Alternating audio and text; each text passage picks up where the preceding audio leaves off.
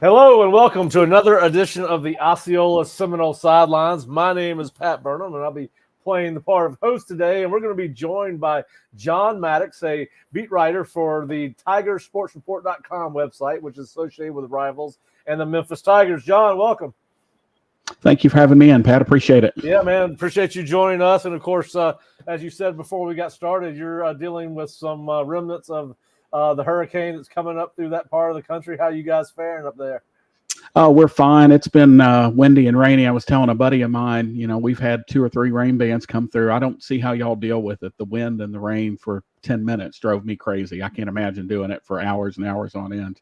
Well, we get some of that, but a lot of times during this part of the year, it's hot all day. Then we get about an hour-long thunderstorm, and then it's like a sauna the rest of the day. But yeah, we got some rain today. Now, you and I were talking before we got started, and you said Memphis is an early morning practice team. Did they have any issues with getting practice in this morning? Not that I'm aware of. Hadn't heard anything. I mean, we have an indoor facility too now, Okay. so 400-yard field. I mean, it does affect, for those of us who don't have the big 2 and 3 field indoor facilities, that obviously you have to kind of compact things down. But yeah, we've got a really nice hardened indoor facility, and yeah, so used to back in the old days, man. It was, you went in the rain, whether it was pouring down or sunny, Yep. You went on old grass fields. So Oh yeah, when I worked with Skip Holtz for the 3 years I was there, his only 3 years at USF, he loved it when it rained because he wanted to go outside and practice in the rain. And we didn't have an indoor at USF at that time, which they do have a very nice one now. But yeah, Skip loved those rain practice, man, because you don't ever know what you're going to get on Saturday. All right, John. So you guys had to be on your show up there in Memphis on Tuesday, and we're glad that you guys were able to help us out on this side of things.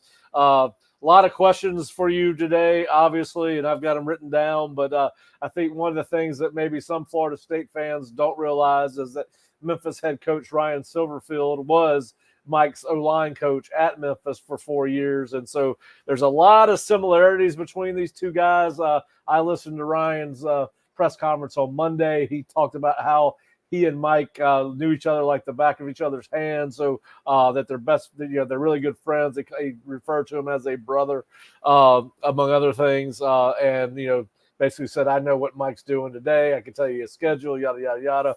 So the two guys seem to be close. We've seen Ryan here for camps. Just in your opinion, what are the similarities between the way Ryan runs the Memphis program and the way Mike ran the program when he was there? I think Ryan is a little more of an old school football coach. He's more, not that he's not, because he's great with the media. We talked about that very thing, as you said, on Monday, and had a few laughs about that. And he's out and about town, but he's not quite as outgoing as Mike in some respects. He keeps things a little closer to the vest. We're blessed to have a great athletic department here, a great SID, and so we get access that, in the past with other Memphis coaches prior to Mike, we didn't get. Not quite as open as he probably is at Florida State. His personality is completely different. I've always said that if, Ryan doesn't work at Memphis, he could end up someday in the NFL. But he was talking to Sam, who works for us, the other day, and said, if I want to watch film, I love locking myself in my office without my phone for 6 hours and just sitting there and watching film.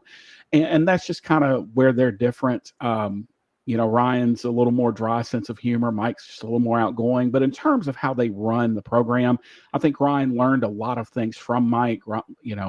I'm not sure if Mike's still the same way, but down Memphis practices are structured down to 20 seconds. That horn is going off, and they've got the clocks, and it's the same thing. They're very repetitious, and I think Ryan probably learned that from Mike. Interesting note, I'm sure you guys have talked about this, but I saw a stat yesterday that this will be the 3rd straight, because Ryan was with George as a GA at UCF. So it's so wild how this whole football world is interconnected. But, they're two guys that just approach things a little differently in terms of their demeanor. But deep inside, they're the same. They're both super organized, and it is coach speak. But I feel like this is somewhere Ryan really does want to be. He referred to this as his dream job. Of course, we all know that's as good until as the next offer rolls in. But, and Mike loved Memphis, and I know that he lamented long and hard about leaving Memphis. And, I know that from personal sources, and he didn't, Florida State was just the call he had to take. And, I think it's going to take a similar thing to ever get Ryan out of here. But yeah, they're very similar guys. Their demeanor is just a little different. Their personalities are different. But, it's funny. He said hey, I know Mike, he's going to be listening to the presser in the car, and that thing he did about, in the second series, Mike's going to run a trick play. But the truth is they do know each other very well. They've been together for a long time. And, it's funny, Mike's coaching tree is kind of spreading its branches a little bit as well. But, Ryan's happy here. And after much of last year, Memphis, I think, is finally fully on board the Ryan Silverfield train. Yeah, listen, he had a huge year last year. I know he's under some pressure coming into the last season, goes 10-3. And then, of course, now as we were talking before we got started, talk of Memphis ending up in a Power 4 conference at some point. I know there are a lot of rumors talking about the Pac-12. This morning we've heard the Big 12 mentioned with Memphis before, which does make a lot of sense. And then, of course, when you get that FedEx money that FedEx is pumping into the program, I'm sure that job is a lot more of a dream job for anybody than it was before. And I'm sure that's going to help them hold on to Ryan. What are some of the things that Coach Silverfield has done to maybe put his own stamp on the program and different than what Mike, some things that he does different with the program than Mike did? Well, I think one of the big things is, Ryan struggled a little bit early. We've talked with a couple of people about this in the basketball sense when Josh Pastner was here, and Ryan kind of felt the same way. When there's 3 minutes to go in the game and you're down by 6 and you're on the 20-yard line, you've got to have a play. Like, you've got to know what you want to do. And I think Ryan struggled with that a little bit. He's gotten much better. He's much more Tiger. Mike's a little more confident guy. I think that he probably, Mike, and I'm guessing here, scripts a little bit more than Memphis does. But Ryan is starting to really instill toughness. Recruiting has been lights out. I would put Ryan Silverfield's recruiting up against pretty much anybody in the country. And now you see that he's got 2 of the, quote, best classes in school history under his belt. You're starting to kind of see that come to fruition. But I think they're very much the same. Ryan's probably being an offensive line guy, a little more tough nosed, a little harder. Went out and got a good defensive, elevated a defensive coordinator in Jordan Hankins, who had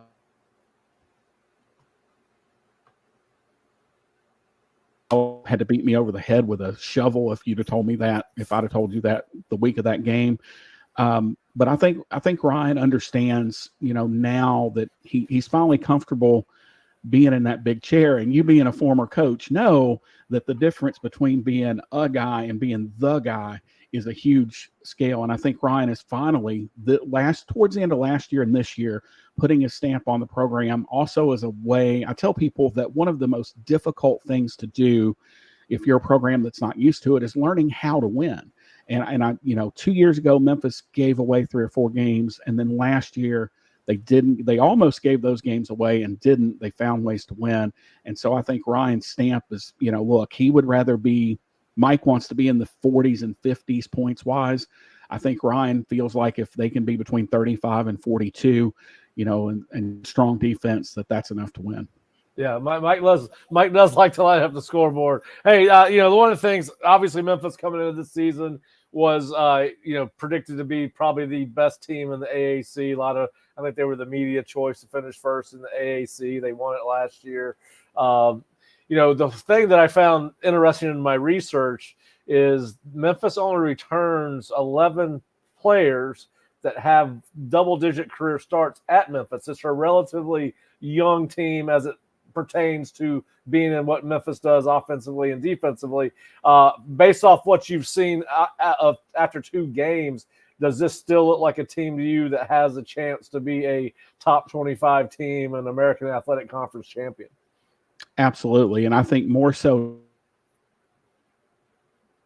think about your level of competition. Memphis took on North Alabama, who's not a very good FCS team, but they did just take on Troy, who's back-to-back Sun Belt champs. Yep. But they were absolutely decimated through graduation, transfer portal. Of course, you mentioned John Summerall going to Tulane. Just got decimated, so they weren't quite the same team. But I think it's one of those things too, Pat, that it matters where those majority of starts are. Seth Hennigan has started 39 games at quarterback for Memphis. He is the only true freshman in University of Memphis history to start an opening game. So he got thrown into the Lions' den. And then you've got, along the offensive line, you've got Jonah Gamble, who's got 31 career starts here at Memphis. You've got on the defensive side, Cormonte Hamilton, who's got 23, Greg Rubin with 29. So you do have that experience, but I think Ryan has been very selective. He hasn't done what, and I'm not picking on him, but what Deion Sanders did, which is just go out and get everybody he could from the transfer portal. And frankly, Mike did a little of that too, I think, just going out and just get guys. Ryan was pretty selective about who we got. You've also got a guy like Rock Taylor, Brandon Thomas, who's a running back that, really has now not been reduced, but his role is strictly kind of a goal line back. He's got 16 career starts. He's been here. Ryan's known him since he was in 10th grade. We joke that everybody should love something as much as Ryan Silverfield loves Brandon Thomas at the goal line. But I think we do have some experience on this team, and the transfers that we brought in. Now, there are a couple exceptions, but we brought in Mario Anderson from South Carolina. We brought in Elijah Herring from Tennessee. So you brought in some people that are used to being around big-time programs, and I think that helps. But again, Ryan's selectivity in who he took is a huge piece, because he and Mike preaches this too: culture, fit, family, right? Like that's what it is. One goal, all in, is the Memphis saying. But I think that Memphis was very selective, and they've kind of built around these anchors. Chandler Martin on the defensive side, 15 starts for him. Anthony Lanfear, 14 starts at tight end. So you do have some experience, but it's I'm glad Memphis has 2 games under their belt before they go into Florida State. I'm very thankful Florida State August 31st in Ireland, because it would probably be different. But, Memphis has got a chance now to get under the lights a little bit with some of that experience and mixing in some of the inexperienced guys. And, I think they're probably more ready now than they were on August 30th. Yeah, and of course, I want to go back, and we'll start with the offense. You mentioned Seth Hennigan. Obviously, I don't think many people, Florida State fans, probably know much about him, right? Kind of under the radar. Even though you guys are in the South, you're kind of in a different part of the South than we are. But the guy's thrown for over 3,300 yards each of the last 3 seasons. Obviously has a high touchdown to interception ratio, does not turn the ball over a ton. What are Florida State? And I know he likes, based on my research, particularly this year, he likes to throw to the middle of the field. He's not afraid to do that. Very accurate in the middle of the field, which can be crowded. But what kind of quarterback are Florida State fans going to see on Saturday afternoon and Seth Hennigan, and what are his strengths, and what are maybe some of the things that you would like to see him do better? Well, he's a coach's kid. His dad's a very successful high school coach in Texas at Denton Ryan High School, and he's the prototypical coach's kid. He's high IQ level. He's not your typical pretty boy quarterback, though. We joke about that a lot. He's he's as they say, those of us that are older say, he's a weird cat, man. He's his own guy, and he's not a shouter. He doesn't scream at guys. He does, he's always composed. I would like to see him with a little more touch on the deep ball. He has really kind of feasted, as you said, over the middle. I would like to see that, a little better decision making on RPOs. He runs just enough by any stretch of imagination. He's not a guy that's going to go out and run for 125 yards. It's not his game. He's been, this year has been very fortunate, hasn't gotten dirty very much. His offensive line has kept him upright. But he's a guy, he's got good feet in the pocket. I think he's a very underrated cerebral quarterback. I don't feel like he's got the biggest arm in the world. He throws a decent deep ball, but I do think he struggles sometimes on, where he really has to put touch on a ball. And he, look, he's like every other quarterback, and I'm sure DJU's done it, and they make throws that make you scratch your head. Like, how did you not see that guy standing there? But I will tell you that is the huge improvement from last year to this year. Is so far Seth hasn't really made any. He's made a couple glaringly poor decisions early in his career. He was plagued by turning the ball over. It's never good to turn it over, but like in some really bad spots, like on your side of the field, 30-yard line and in, you just can't turn it over, make poor decisions there. And he did that some, but he's gotten stronger. He's gotten better. It's helped that he's had the same offensive coordinator now for his third season. And that definitely helps. I think Florida State fans are going to be very surprised by his poise. I can tell you that this week, not to give too much away, but when we walked into media availability yesterday, if I hear the War Chant song one more time, I'm probably going to go out and unplug those speakers. But they literally stand there and they hold up a speaker with white noise in front of him constantly, and the War Chant going, and nothing phases him. He's just cool under pressure. He said he's excited for this spot. He's excited for this opportunity. A little different than other guys. Some guys are like, well, I want to show them why they didn't recruit me. And Seth is more of I want to show them what Memphis is and what we are about. So we'll see. Well, of course, when I started breaking down Memphis in the summer, I did what we call summer school or summer notes, whatever you want to call it. And, I was like, well, dang, as I do my research, I didn't really feel I felt, well, this could be a really tight game. We thought Florida State was going to be, challenging for the college football playoff. We thought they had a really good camp.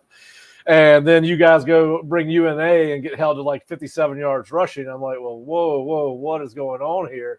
And so obviously you guys come back next week, last week against Troy, and then light it up. I think about 6 yards average, 6 or 7 yards a carry, ran for 211 yards. And as I did my research, I figured out two things that are happening there. A, you've got a really young offensive line. You only got two guys with multiple double-digit starts in their career, and the other three guys, their only games they've started are this year. And then you've got two transfer running backs coming into the system that have to learn how to timing of the offense and all those things. And I do want to, before we get to the offensive line, I do want to talk about Mario Anderson Jr., who is I think he is probably going to be more well-known as the season moves along, particularly if Memphis continues to have success on the ground. But a really good player in his own right that not a lot of people have heard of, had one season at South Carolina, which was last season, and led them in rushing, the Gamecocks in rushing last year, but was a Harlan Hill finalist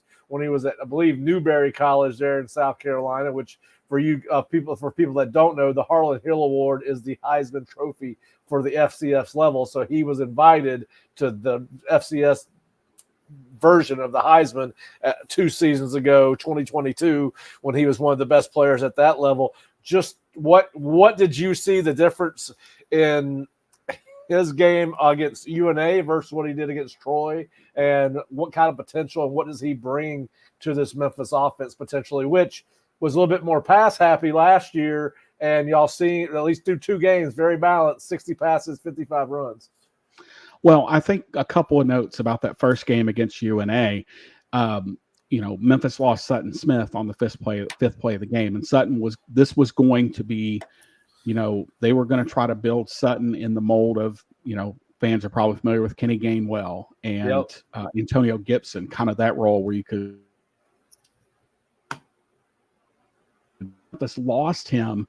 Like I said, I think it was the 6th play of the game, and Sutton had touched the ball 5 times previously. To that injury, I think that kind of stalled the offense out. But look, Mario Anderson averaged almost 5 yards a carry in 10 carries in that first game. And, I think you're really onto something, Pat. I think a lot of it was the offensive line too. As you said, you got 2 guys that have started double-digit games and everybody else is new. And it's completely different, from being at the practice fields over off Getwell as it is being in Simmons Bank Liberty Stadium. It's a totally different thing going against live competition. I think what Mario specifically brings, and again, some people roll their eyes when I say it, but he brings that big game mentality. When the lights come on, he doesn't shy away from it because he's used to it. He's seen it before. I think Saturday he showed that he's a good combination of power and can get outside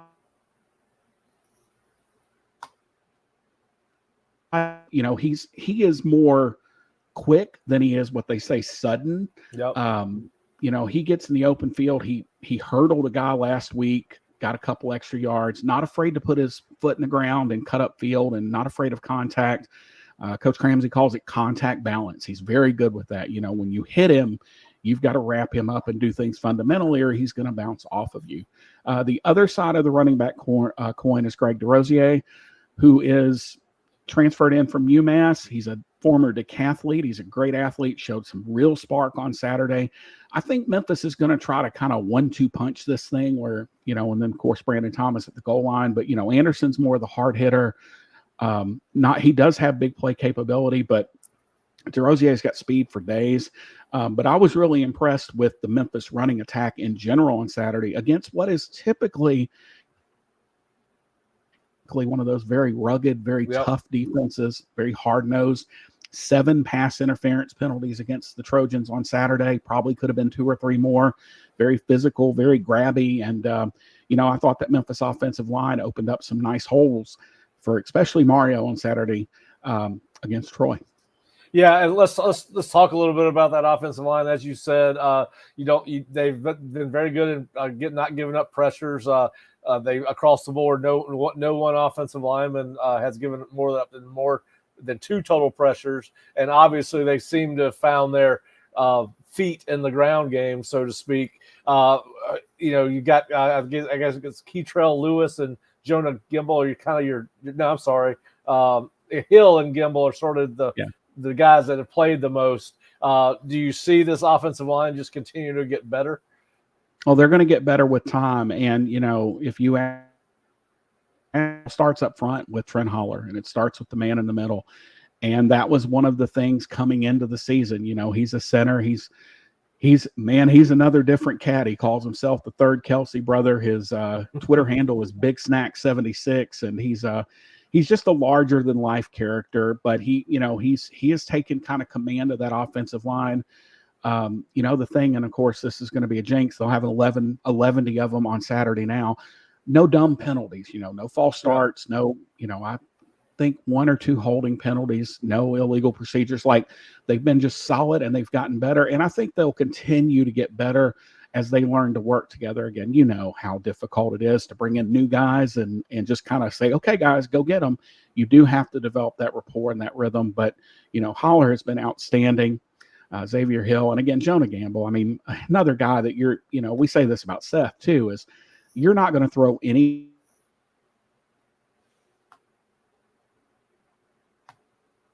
program. He's seen it all. And, he's one of the leaders, but, I think it starts at the center position. I think, Trent Holler has come in and kind of took that role, and, he anchors that line, makes all the calls, and they have nowhere to go but up in the running game after last season. They were pretty atrocious last year. Always been solid at pass protection, but running protection has been tough. But that week 1 to week 2, I think Sutton Smith had a lot to do with that. When Memphis lost him, kind of threw them off their rhythm a little bit. But the other thing is look for a lot of bodies, right? Like, Memphis loves to rotate and play a lot of guys, and I think that speaks to coaching when you can have an offensive line, and we'll talk about defense in a minute, that rotates many bodies and still act as a cohesive unit. Yeah, now listen, and you mentioned a lot of bodies, and one of the things that Seth Hennigan does like to do is spread the ball around.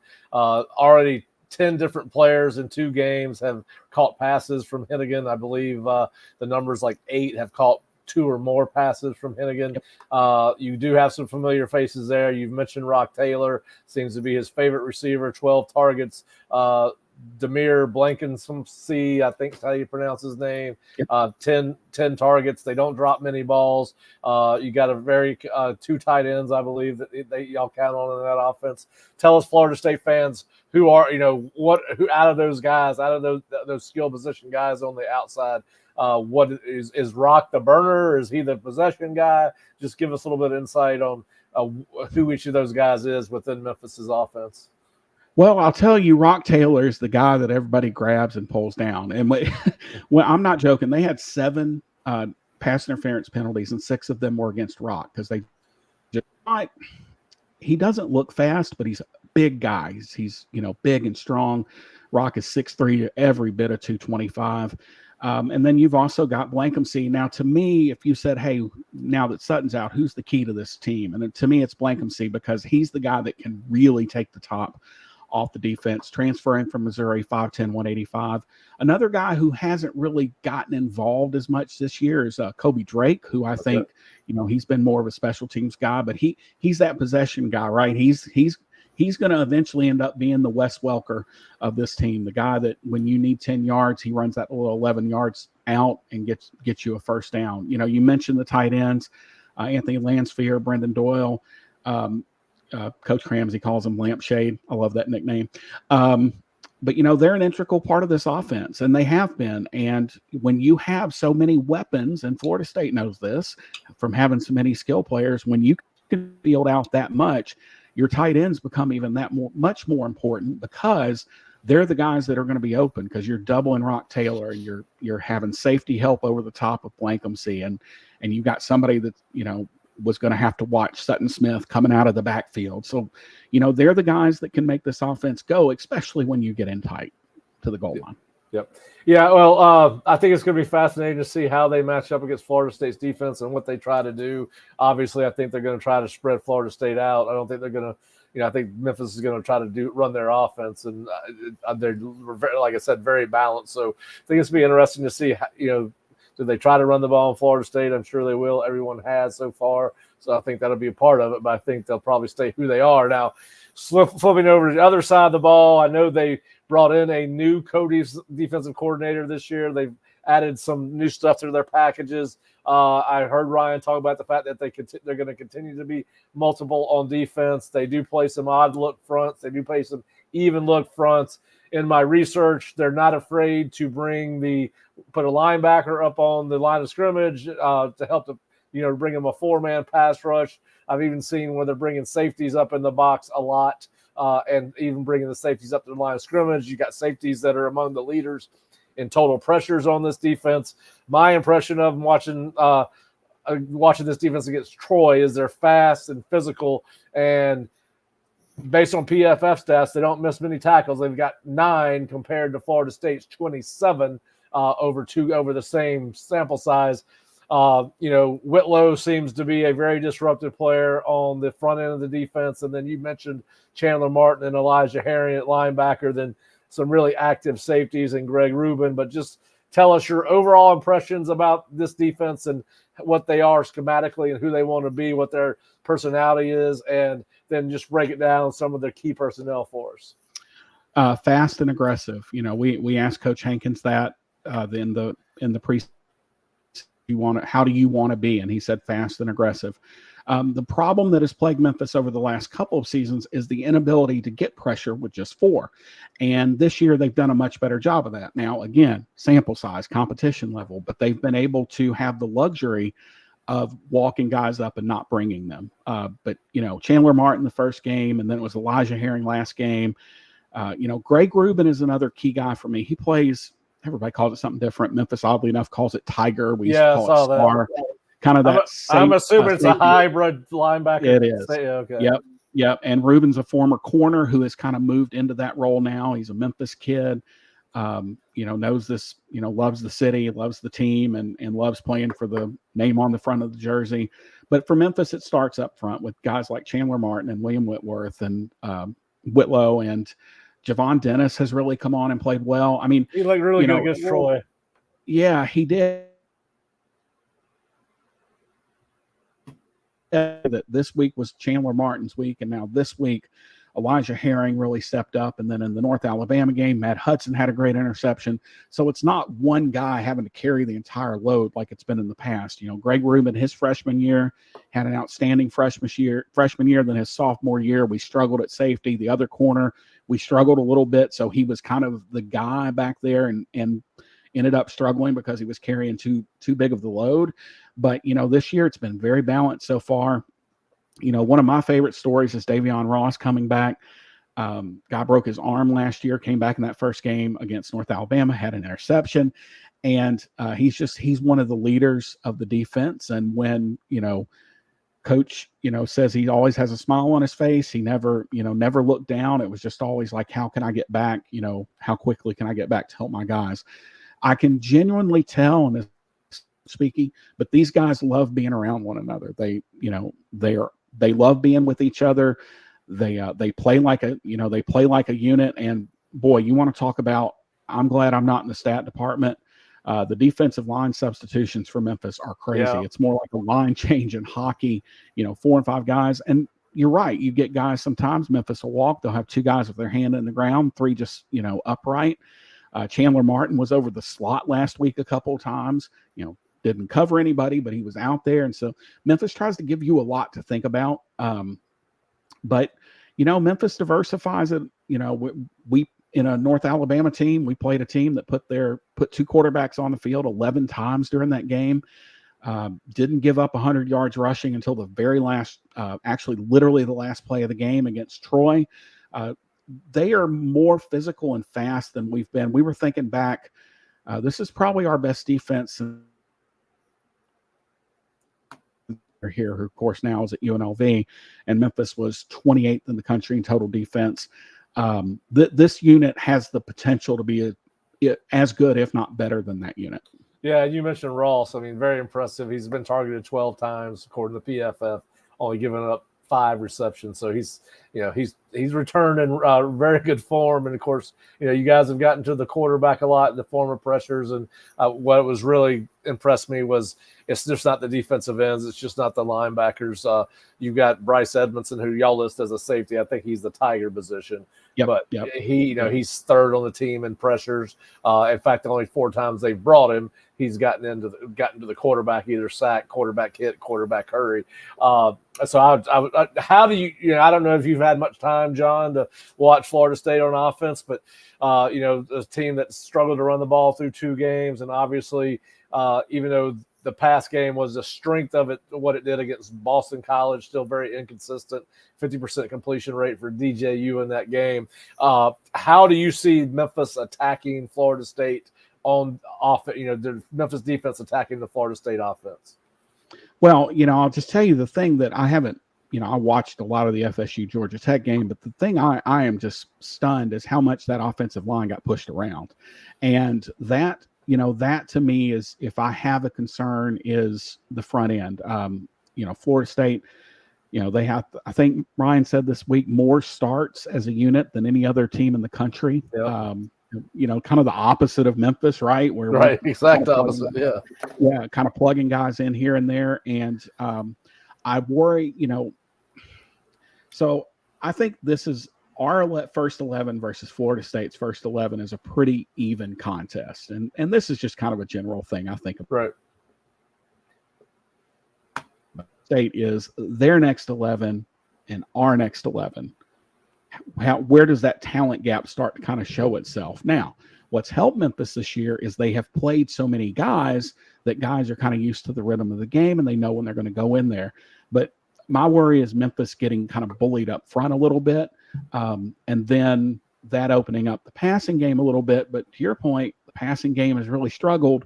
So Florida State has to run the ball. And I think the only way they can do that is if they kind of figure out who they are this week and go back to being physical. Now, Memphis is going to show you a lot of looks, and that has caused Florida State some problems this year.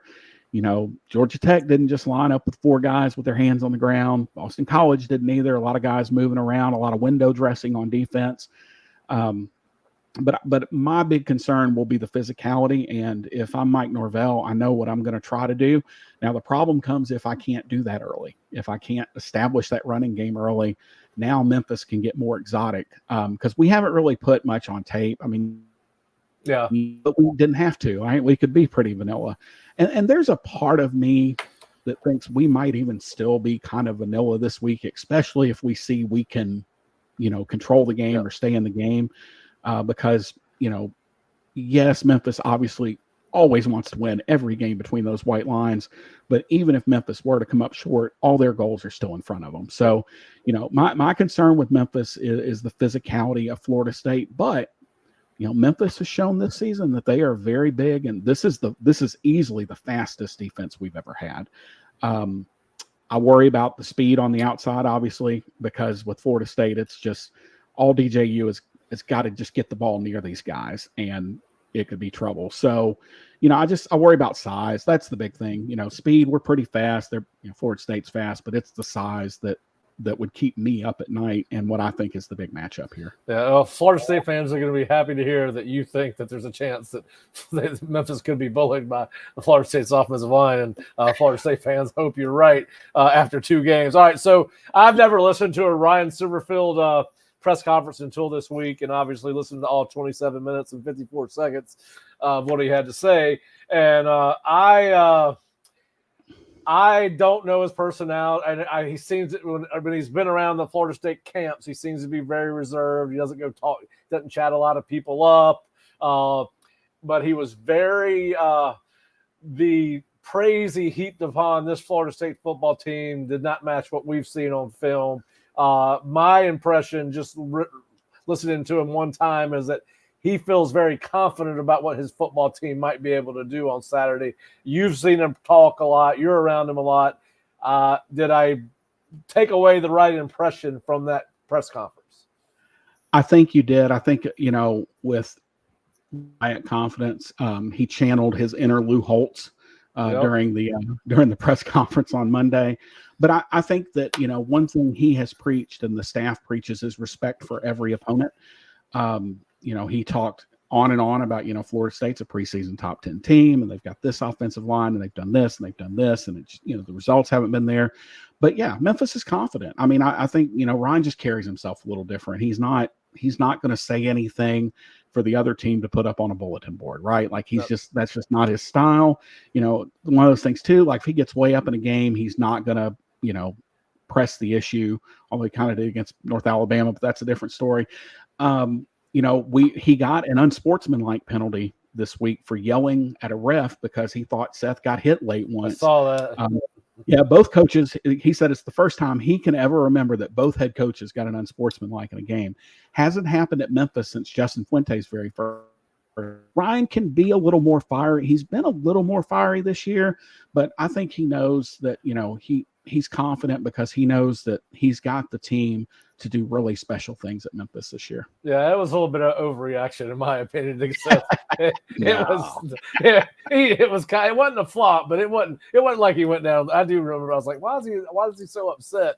And then they showed what happened. I was like, he's a little bit overreaction to that. Well, Pat, I think what happened there, Pat, was it had happened a couple of times in the game where like one of our least favorite teams to play is BYU, where they kind of play what Bronco Mendenhall taught them was to play through the whistle. Yep. And so there was some of that with Troy playing through the whistle. And, Ryan's going to protect the quarterback. I mean, that's his, he said it in his press conference after the game. He said, this sounds corny, but I think of Seth like my son. And I just felt like he was being bullied a little bit.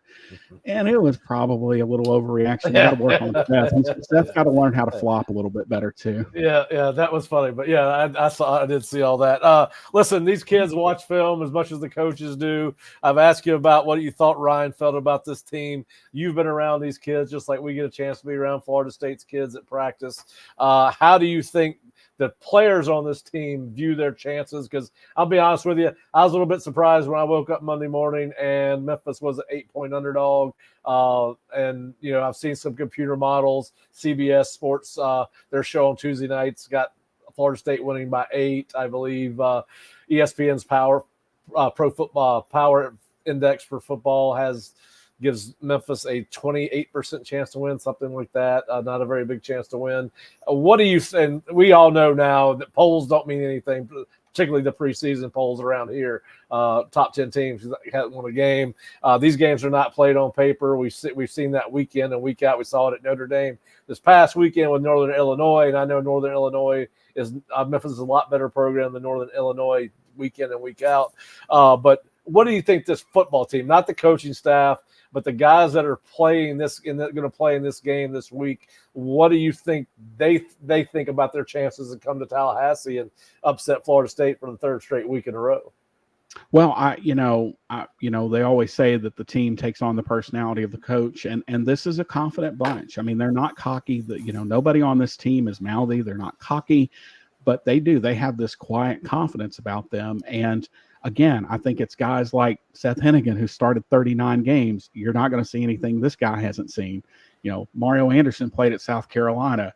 Elijah Herring played for Tennessee. So these guys, they've kind of seen it all. So they're not afraid. And I do think that, well, I'm sure we'll get to predictions here in a second, but I do think that one big team is Memphis. Obviously, again, they want to win, but Memphis has nothing to lose here. If Memphis goes out on the stage and wins, they win. If they go out and they look good, then it is what it is. Now, the only thing I think that would be a surprise to me, and we'll get there in a second, is if Memphis got their doors blown off. I think that would surprise everybody. But the team is quietly confident. They're going to say all the right things about Florida State this week, and they've all said too that this is nothing personal, blah blah blah. Ryan went on and on about that, and I think there's one or two guys on this roster that were here with Mike, so it's nothing like that. But I think that Ryan and the coaching staff have instilled a quiet confidence in these guys, and they know that this is Seth talked about this yesterday at length about how he sees this as an opportunity. It was interesting to me. He used the word challenge once and used the word opportunity. An underrated nugget here too is how great, I don't have the exact number in front of me, Memphis plays very, very well in these 11 a.m. ABC ESPN kicks because they understand it's a showcase. And a lot of these kids were passed over by schools like Florida State, and so they've got something to prove. But I think they're quietly confident. Look, they know it's going to be tough, and anybody with sense, and hopefully for Florida State fans' sakes, Florida State's going to be a pissed off football team, and they're tired of hearing it too. But I think Memphis is quietly confident and feels like they belong. That's the thing, right? Is like you can say, yeah, we can win, but Northern Illinois probably didn't feel like they belonged with Notre Dame until about midway through that fourth quarter. Yep. They realized they could play on that same field. What Memphis can't afford to do is what I call getting beat when they get off the bus. Like that's what you can't do. That's another thing. Yeah, I know what you mean. Memphis played Missouri last year in the Dome. Played at Mississippi State a couple years ago with those freaking cowbells and 3-hour rain delay. But they haven't faced Doak Campbell, and they haven't faced the War Chant, and that's a whole little step up in competition there too. Yeah, when I was at USF, we played Florida State in 2009 in Tallahassee, and I remember I was with Kevin Patrick, who was a great defensive end at Miami, and he was our defensive line coach. And we get off the bus and we walk directly to the field, and some of the Florida State players are coming out of the locker room early just to walk around. And he looks at me and he goes, "You know what? Our guys don't look like their guys." But 4 hours later, we were driving home victorious to Tampa. But anyway, all right. So I'm not going to put you on the spot. If you want to give a prediction, you're more than welcome. You can answer either one of two ways. Give us a score. Give us who you think is going to win, or do you think it will be within the margins of the spread? However you want to do it. But what are your thoughts? Final thoughts on Memphis's chances of coming up here and winning this ball game? Well, Pat, you and I have watched a lot of football over the years, and I'm sure you've had a few games along the way where you literally sit here and say, I have no idea what's going to happen. Yep. This is the first time in about 5 or 6 years. I literally could not have an idea. When betting opened 2 weeks ago, Memphis was a 1.5 dog. Yeah. And of course, it's moved up now, that's how lines work. Note to any gamblers out there, don't ever bet early. Always wait. Because they get the stupid money up front. I think we will know who's going to win in the first 8 to 10 minutes of the game. And I've got a couple of marks for that. My first mark is if, let's say, Florida State comes down, gets the ball, scores, kicks off, Memphis turns it over, Florida State scores again, kicks it off, Memphis goes 3 and out, and it's 17-0 before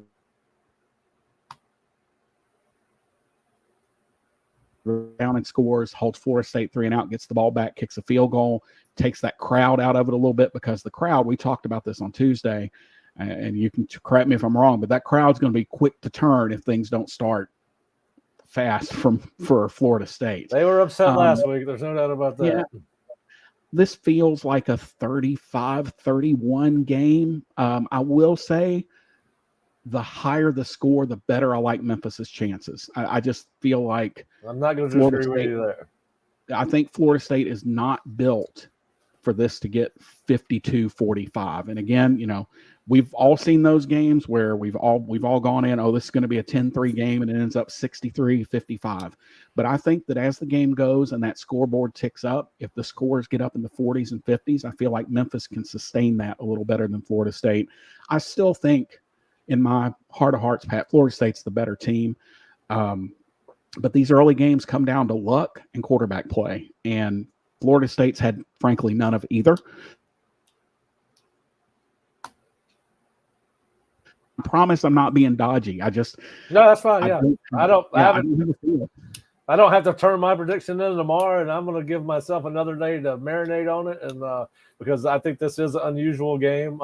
And obviously, as you mentioned, Florida State's backs against the wall. They've got to have this game, and you know, I think Memphis is looking at. I think they probably circled this game on their calendar when the schedule came out, and it's also it would look really good on their resume at the end of the year. If it comes down when the final polls come out, if they're involved in being one of the highest ranked teams in the group of 5, this game could be a make or break for them as far as whether they advance. So I think the dynamics surrounding this game are fascinating for both teams, and I think it's going to be a close game. I said that I keep on saying that about every game Florida State plays in, but yeah, I think it's going to be fascinating. Obviously, we do have our preview on Memphis, but if our readers and subscribers would like to check out what you guys have been reporting all week on Memphis, where can they go to check out that information? TigerSportsReport.com. Primarily run the Twitter account at Memphis_Rivals. Brian Moss is with us as well. He is at RivalsBMoss. And so we have some stuff in front of the paywall, some behind it. Sam Shoemaker, I can't remember his Twitter handle right now, is one of our analysis guys. But yeah, so we've got probably 5 to 7 stories up now. We use PFF. We break down the starters where they were in high school, in terms of stars or whatever. And it was a little surprising to us this week in terms, especially the PFF grades. But yeah, so follow, like I said, I'm primarily on Twitter. Brian writes most of the stuff, and we're looking forward to it. I'm looking forward to my first visit to Doak Campbell. It's one of the places I've never been, so I'm excited to check it off the list. My only disappointment for you is that it's not going to be a night game, because it is different at night. But Tallahassee is a great town. I moved back here after being gone for 20 years, and I don't know that I'll ever leave. And it is a truly unique place to watch a college football game with the Renegade and Osceola. And then you've got the war chant going, and now we know the war chant's going to be played all the time now that Mike and the band have made up with each other, it sounds like. Well, and I'm an old band nerd, so that does my heart good to hear. I said something last night to somebody. I was like, this is the kind of football season it is at Florida State and Colorado. And 2 head coach press conferences this week, they're addressing issues with the band, and it's interesting. But yes, you're going to enjoy your time in Tallahassee, and if you need any hints about where to go to eat and things like that, please hit me up. You got my number. But John, we certainly appreciate you joining us, and appreciate your insight on the Memphis Tigers, and I look forward to catching up with you again soon. Thanks for joining us. All right. Thanks for having me. Appreciate it, Pat. Thank you, John. All right. We're going to take a break and hear from our sponsors, and we're going to bring another very busy man online. That's going to be Nick Carlisle, who writes about recruiting for the Osceola, among many other duties that he has. And he has been a very, very busy guy, as Florida State has hit the recruiting trail hard for 2025 defensive ends after Javion Hilson's decommitment. But we'll be right back in about 90 seconds. We'll talk to Nick about what he's learned and the names we should be paying attention to. We'll see you in a second. The Backshore. That stretch of fluffy sand just beyond the reach of the salty waves. The place reserved for volleyball nets, cookouts, and the air filled with fun and laughter. Celebrate the Backshore with Backshore Apparel. Grab an amazingly soft and comfy Backshore Apparel beach hoodie to keep you protected from the sun's harmful rays. Or the Backshore revamped trucker hat, a modern twist on a classic favorite. Crafted from moisture-wicking fabrics, ensuring they're lightweight and breathable. Not to mention durable with their unique floating feature. Shop now at BackshoreApparel.com. And right now, FSU fans get 10% off your order with code FSU10. Seminole fans, Alumni Hall is your ultimate FSU shopping experience and has moved to a new location off Timberlane Road in Tallahassee. Shop FSU gear from Nike, Champion, New Era, Yeti, and more. Alumni Hall has Seminole gear for the entire family, plus accessories and gifts. Spend $150 and you'll earn $10 off your next purchase with their Hall Pass rewards. Stop by their new location on Timberlane Road near REI or shop anytime online at alumnihall.com. Alumni Hall, where Seminole fans shop. Finding an experienced lawyer you can trust is crucial. With over 50 years of combined litigation experience, the attorneys at Mowry Law Firm are dedicated to providing our clients with exceptional legal services, focusing on car and trucking accidents, premises liability, and wrongful death. Call 904-824-7799, MowryLaw.com. All right, welcome back to the Osceola Seminole Sidelines, and we're bringing in Nick Carlisle. And Nick was worried earlier in the week that it was going to be a boring week in the recruiting front, and it turned out to be anything but, since Florida State lost the commitment of Javion Hilson, the defensive end. And we'll talk about that in a minute. But Nick, just sure, I know you were in the background waiting for John and I to finish up the conversation. As I tell everybody, as I do my scouting reports and talk to these guys that cover the other programs, I either feel better about Florida State's chances or worse about Florida State's chances in any given game after those conversations and research. What do you think about what John had to say? And do you like Florida State's chances better or worse after listening to him for a couple of minutes? Unfortunately, I don't think it moves the needle either each way for me, because I think it's really about Florida State and what Florida State needs to do to be able to get in the winning column. I think it's about translating what they did over to practice to actually being able to look like a competent football team on Saturday. I think, look, Memphis as a football team has every right to be confident heading into this game, especially considering how the Seminoles have looked. They seem well coached. They seem confident. And I think there's definitely an edge when you could smell blood in the water a little bit when you come into Doak Campbell Stadium and there's blood in the water. So I don't know. I don't know. He didn't really seem sure about his prediction or which way it was going to go. And I'm assuming that's why I have not received your keys and predictions yet. No, I'm still thinking about it. Hopefully it's a good one on Saturday. Yeah. It's going to be an interesting game, and we'll talk more about it later. But I do want to. We may come back tomorrow and just do basically a BS session between me, Fish, and if Nick and the guys want to join, they may join us. We're just going to talk about the college football weekend in general. But listen, this is a big weekend on the recruiting front for Florida State. Obviously, what I want to lead with is the fact that 2025 four-star linebacker TJ Alford confirmed with the Osceola this morning that he will be on campus Friday through, we'll probably get here Friday night if his team is playing, but he will be on campus for his official visit. Obviously, this is a huge development because he is committed to Ohio State. Florida State is in desperate need of some game-changing linebackers, and he is one of the most impressive linebackers in the class of 2025. And listen, if you get a kid on campus, you got a chance. I mean, that's the big thing here. Florida State's, they've got Ethan Pritchard committed, but he's the only linebacker committed. You're going to lose two linebackers out of this class in Cam Riley and DJ Lundy to graduation. And I think it's safe to say that you'll probably see some attrition in the linebacker ranks due to the portal at the end of the year. But right now, Florida State will have as many as 7 linebackers coming back on scholarship. Pritchard would be number 8. And then obviously what their goal is to put themselves in a position to flip Alford between now and the early National Signing Day. Nick, what are your thoughts just generally? And I mean, obviously, I tried to get some updated information from TJ today, and he's kind of been closed-mouthed about it, tight-lipped about it, and I think we'll hopefully get a chance to talk to him on Sunday when his visit concludes. But just your thoughts on the importance of this visit.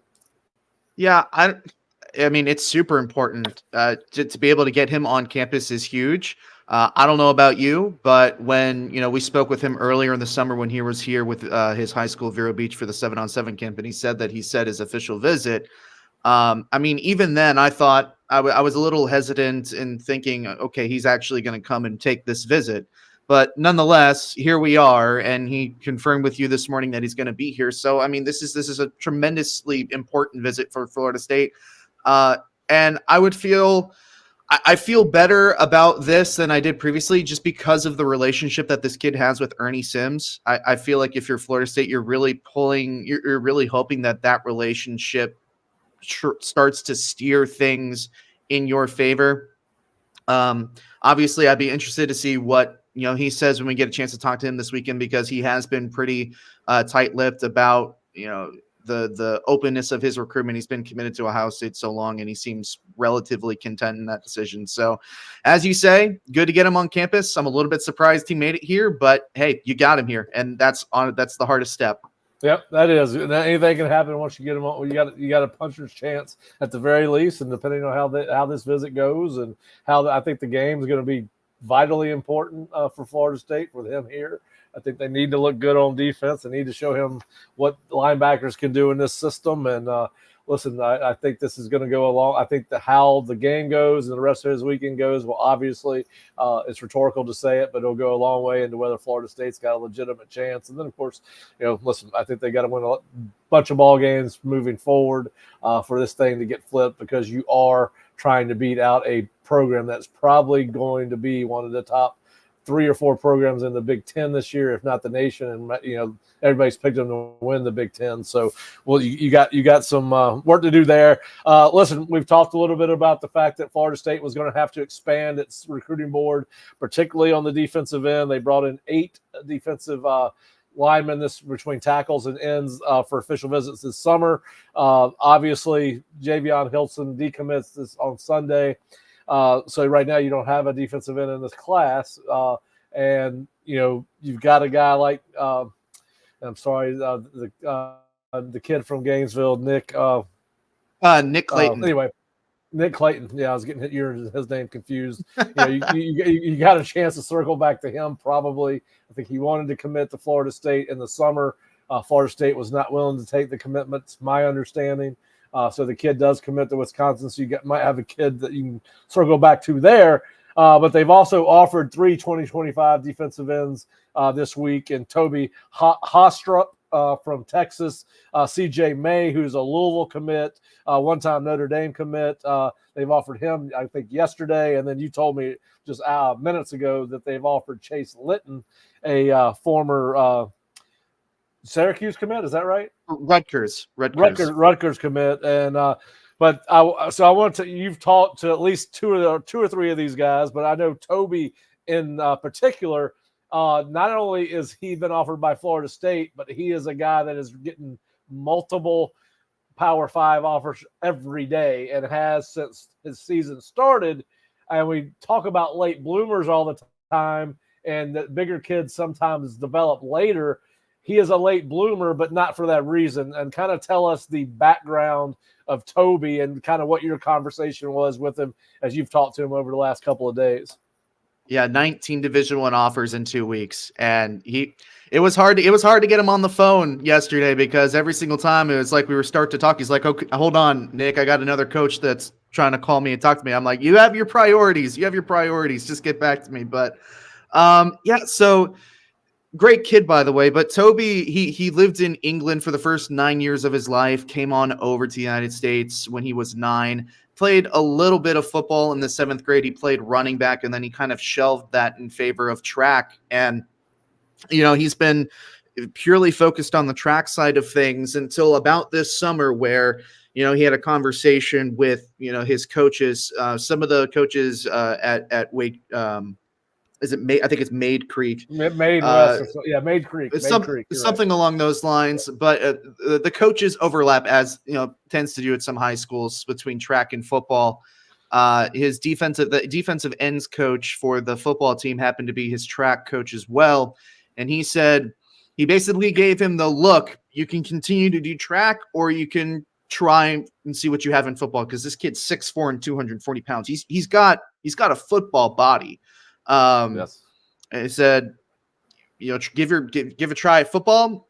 He took Toby took a leap of faith and said, okay, spent most of the summer working out, learning the fundamentals, nothing too insane, shorts, t-shirt, going through different techniques, and he's just practicing his explosiveness.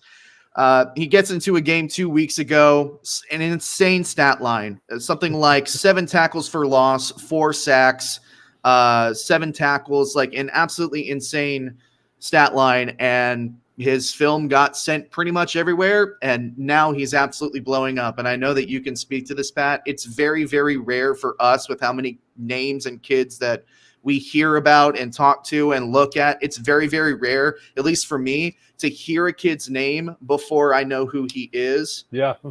So the fact that I knew who he was and I saw Florida State offered him, I'm like, oh, this kid's legit. Like, he's a very, very raw prospect, obviously. Yeah. But if people around the country are jumping on this kid like that, there's something special with him there. The potential is outstanding. Yeah, listen, there's not a ton of film, but you're right. I watched this film again this morning. Some of my notes: explosive, powerful, really good feet, can run, really raw. But you love what you see from him. And then when you factor in that track background, and he's not just doesn't run track, like he's legitimately a really good in track. Like, he's fast. Yeah, he has great form and everything. Not that I would have a tremendous amount of knowledge about running track, but you can see it, like, body upright, very fluid. Yeah. Yeah, I mean, he's not going in. He's going into. I mean, he ran a 10.85. I mean, in the season opening track meet I guess this is probably last spring. But I mean, I think it was 100 meters, 10.85, 100 meters. I mean, that's legit speed. He's not running track just to gain a point for the track team. He's running track to win a meet. Right. He's that kind of fast. And now, the conversation with the coaching staff is like, okay, so if you want to really pursue this, you need to be running like 9.9s and 10.01s. And he was just quite literally, as the case in track, is a step behind. So that kind of is what steered him more into the football path. But yeah, and I was trying to go back in my mind, because you don't really see a lot of first-year high school guys that turn into major college prospects, right? I mean, you'll see a guy that lines up as a senior high school football player for their first time ever, and maybe they'll go to a place like I went, Sanford or Furman, or smaller schools, because they're late developers and all of that. But very rarely do you see a guy that's a first-year football player as a senior in high school go to a major college. And I was trying to think of somebody who was like that. When I was a graduate assistant at South Carolina back in the late 90s, we recruited a kid out of South Carolina named John Abraham, and his only year of football was his senior year in high school. I can't remember if he was a track guy or a basketball guy, one of the two. And so we signed him thinking, hey, we can redshirt him. He was probably about 235, 240 pounds coming out of high school. He's 6'4". He was well-built high school kid, but, we didn't know if he's going to be able to help us right away or not. And sure enough, John gets to camp. We get thin at defensive end for whatever reason, and John ends up starting for us as a true freshman. 15 years later, he's had a 12 or 13-year NFL career with the Jets and the Falcons. And that's kind of when I was trying to figure out a comp. Who could I tell? And of course, a lot of younger viewers are not going to know who the hell John Abraham is. But if you're my age, you're certainly going to know who John Abraham is if you followed football in the 90s, college football in the 90s closely. So Toby's an interesting story. You don't see a lot of those. And thank you for doing the legwork on that and talking to that kid, because I do think that, this is, he's blowing up. Listen, he's going to, I know you mentioned LSU and Tennessee and Ole Miss already getting involved, and you're going to see Texas and Texas A&M get involved. Oh, I'm sure. He's in their backyard, and he's going to he'll very quickly turn into a national prospect as long as he keeps on doing what he's doing. But the tape is raw, but boy, he is an impressive looking athlete, an impressive looking kid, and obviously you like his personality. All right, so you had a couple more offers, Nick, on the defensive ends for 2025. Just tell us. I don't think you have as much information on those kids, but you do have some. So just tell us a little bit about what we need to know. Yeah, so CJ May and Chase Litton both got offers in the wee hours of the morning last night. And I'm talking when you're in your pajamas and reading a book and ready to go to bed. The Florida State recruiting staff was on the phone and sending out offers. So CJ May, Louisville commit. He's been committed since, I believe, the beginning of July. I think the 13th of July, something along those lines. He's kind of the one that I don't think that we had any inkling that Florida State was going to circle back around on. Chase Litton, on the other hand, there were some rumblings that Florida State might be getting interested or trying to get in the mix with him as soon as he decommitted from Rutgers on August 17th. But that commitment or that recruitment rather is very, very Georgia heavy right now. Yeah.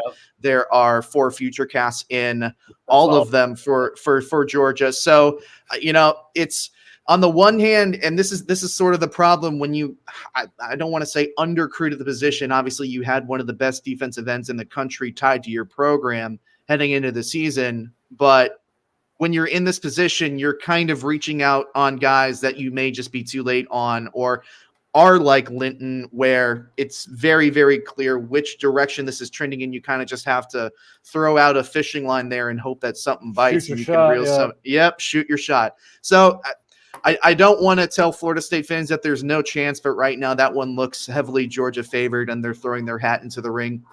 I think between CJ and Toby, you have a couple of guys, obviously Toby more so, and we could talk about it a little bit, but Florida State appears to be in a really good spot with him based on what I talked to him, or what he told me. But I would not be surprised to see some more offers go out later into the week. I think that must have been on Mike's agenda for this week, is offer all the defensive ends possible that we could probably try and get on campus. Yeah. You know how organized he is. So, but I thought it was interesting in your story. One of his coaches talking about going back to the story on Toby, that one of his coaches mentioned when they talk about potential schools, defensive ends, he repeated Florida State multiple times, in the quote that Toby gave you. So, I think it helps when you're getting some, helps Florida State's chances when you're getting some support internally from a member of that staff who's saying, hey, they know how to develop defensive ends. This is maybe a place you can consider. It's not necessarily close to home, but in the NIL era of college football, it's a $200 flight back to Houston from Tallahassee. Yeah, American goes. You have to go to Dallas, then Houston. But anyway, yeah. So, I think it. Sorry to interrupt, but I think it helps that he's not a football guy either. Because when these kids are getting recruited 2 to 3 years out, and you have a greater perception of the program and just kind of how things are going. Not to say that he doesn't know anything about what's going on, but he hasn't really so much as paid attention to college football like this before until he was thrown headfirst into it. So, the negative recruiting that could come from a team that's 0-2 and, as we've talked about just a couple of minutes ago, kind of throwing their hat in a bunch of different rings. Yep. That doesn't matter to a kid that is just starting his recruitment and it's brand spanking new, and his head is spinning, everything taken off. So there are some advantages there. There are some certain advantages there. Did he happen to say anything about what other coaches that talked about trying to get him to campus for either unofficial? Yes, I did. I asked him about that. He said that they hadn't talked about it yet, but I asked him directly. I said, is this a place that you think you might want to take an official visit to? And he said yes. So if Florida State goes down that route, which I think they absolutely should. I think with the options that you have a kid that is already somewhat interested in your program. You have a kid that has tremendous amount of upside, no matter how raw he is. If you're Florida State, he's interested in you. You take it and run. You get this kid on campus and see what you can do. And especially with the scholarship limit, you take a kid like this. Oh yeah, you do. You're definitely going to take the kid that's raw, the kid that's a step too slow, the kid that's an inch too short. You can go with the 105 number. You can certainly you can get away with that now, where you couldn't use 25 on somebody that didn't have all the measurables that you require, but there's an intangible that the coaches feel about them. Now you can do a little bit more of that with 105. And by the way, just so you know, you never have to text me at 1:10 in the morning about it. Were you awake? No, I was not. Did I wake you up? And I was like, well, it's on fire. I got my parents are older, and I got a couple ex-girlfriends, so okay. I keep it on. I keep it on vibrate, and I was like, damn, it's late. I was like, well, that could be good news, right? I'm sorry. I thought your phone would have been on your nightstand, like far away. I had no idea, but well, now I know. Don't message the Burnham household that late in the morning. I'm surprised they were offering kids that late. And I'm like, look, I'm not going to publish this thing at 1:30 in the morning. So Pat gets up at like 5:45 in the morning. I'll let him get it. I'll tee it up. I'll pass the baton. I got you back though. At 3:30 in the morning, Murphy needed to be walked. She started pacing the floor. I was like, well, since I'm up, I might as well text Nick and see if I can wake him up at 3:30 in the morning. So, but yeah, anyway, I said, hey, listen, if you're a Florida State fan and you want to follow recruiting, Nick surely is dedicated. He's up in the wee hours of the morning texting me about offers. So listen, we're doing our work, and our schedules do work out because I am an early in the morning guy and the early morning, early evening guy, and Nick's more late night guy. So it works for our staff chemistry here. But yeah, so Nick, it makes the morning practices a little tough. I got to stop doing that. Yeah, you do. Well, I figured it's Wednesday night. Somebody must have had a happy hour somewhere, and you boys were out. Yeah, having a good time, and so I figured he was up. And I was like, but no, when it went off, I was like, dang, this is either really good news or really bad news. So anyway, but no, Nick, I appreciate you jumping on last minute. Appreciate you reaching out to Toby and getting that story, because that is definitely one of the more interesting stories that storylines we will probably see now through December. It's going to be interesting to see what Florida State does with Toby and these other defensive ends. And of course, we've got all those stories at theosceola.com. We've got the TJ Alford official visit story. Then Nick's got stories on Toby and CJ, and he's working on one on Chase Litton. So Florida State is expanding that defensive end board. And then hopefully either later today or sometime tomorrow, we will have the unofficial visitors list for the Memphis game up on the site. So please go to theosceola.com or floridastate.rivals.com and check us out. We'll have some of the recruiting stuff in front of the paywall. Others will be behind it. Highly suggest or ask that you give us a chance and subscribe to the Osceola, and you can have all the information you want on your Seminoles. You got 3 great sites that all work hard to provide you insight into what's going on with this program, and we think you would enjoy a subscription to the Osceola. If you're not a subscriber to the website but like our YouTube shows or our podcast, please hit the subscribe button here on YouTube and then hit the notification button so you'll know when we are doing these things. But Nick, you got another game in about 30, I don't know, my math's not real good, less than 48 hours. I'll put it to you that way. About 44 hours, I guess, would be the best. Very soon. Very soon. Very soon. But never a dull moment following Florida State, either on the field or off, and a lot going on this week. But appreciate you guys joining us. We will be back after the Memphis game around 3:30, about 15 or 20 minutes at the conclusion of the game. I will have former FSU offensive lineman Mark Salva with me. Former college football coach Shane Burnham will be with me, and possibly Fish, as we break down the results of the Florida State versus Memphis game, as Florida State looks to get their season back on track against a very good Memphis Tigers team. And a lot of questions to be answered on Saturday, Nick, and hopefully we'll be able to provide some answers for you after the game. But thanks for joining us today, and we will see you guys on Saturday. Have a great Friday.